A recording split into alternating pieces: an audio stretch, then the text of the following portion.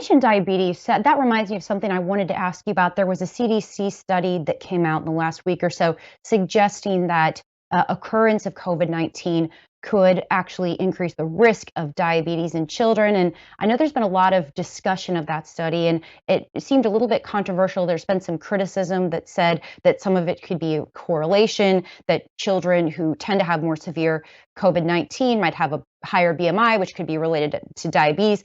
Have you taken a look at that study, and what's your take on that whole discussion?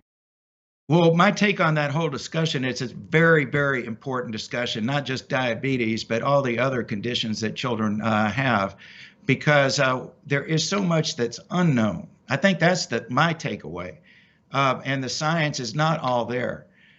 We have a clinic now. It's devoted purely to children that have had COVID, and we're engaged in a study with the NIH, a $40 million study over 6 years to look at the long-term effects of COVID on children.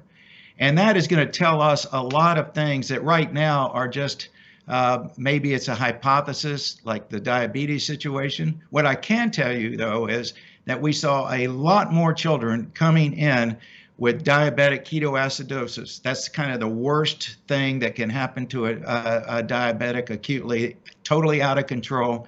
Whether that was part of the virus or whether it was the immune response, we don't know. But that's why the research and science is so critical.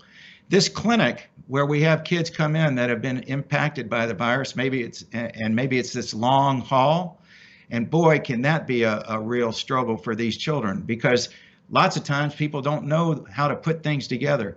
All the specialists come together, one place, they get a full evaluation, and then it's continued on. But we've had kids now for months and months of symptoms. And, you think about this, and that's, I don't want to get totally involved with my personal views about vaccination, but I don't want people taking that risk. There's so much we don't know, like this diabetes question, or the long haul question, or the worry about the multi-system inflammatory thing. These are still open questions, and there's still potential for variants that will take a different tack and have a different impact on children.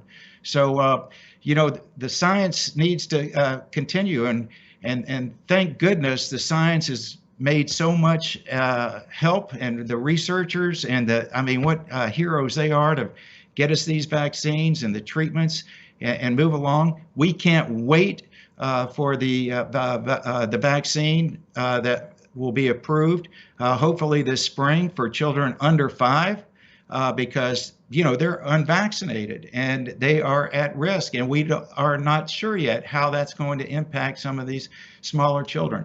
So great question. I don't have the answer, but we are looking at that every day and trying to do the studies that get us those answers.